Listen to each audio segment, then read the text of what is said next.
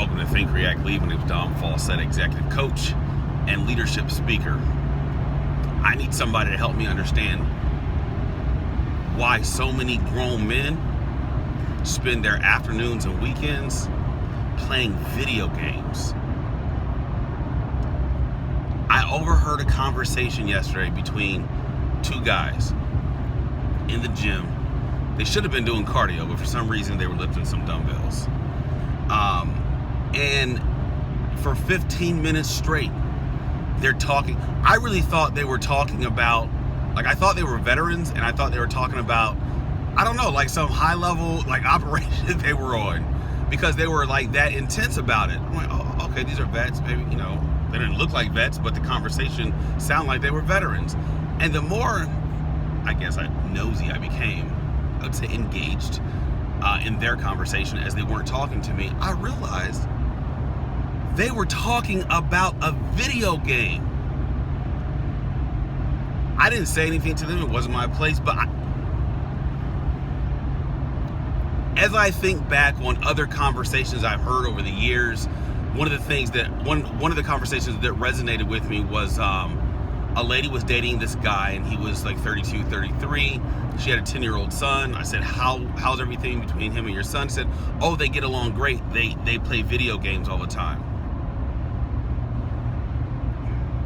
You should not be at home as a grown man playing video games. It's a game. Life is serious. That's a game. I've heard people tell me, well, it's an outlet. It's a stress relief. For 4 hours a night? Into the morning? You'll start at 9, 10, and for some reason it takes you into 1 and 2 in the morning, and then you wake up at 10, 11, 12 the next day, if it's the weekend and that's you're off that day. That makes absolutely no sense. You should not invest your time, or you should find yourself more worthy of your time spent and not play video games.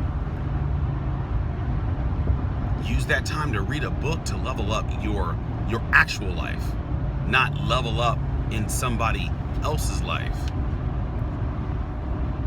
I don't understand the video game concept. Well, I understand it, but I don't understand why a grown man is comfortable playing them and then talking about it. Now, if you're in that industry where you make these games or you get paid to play them, that's fine. But there's also 13-year-olds that get paid to play these video games. So you can play all these video games and be this person of valor, but this so-called person of valor, but in person, you have absolutely no confidence in yourself.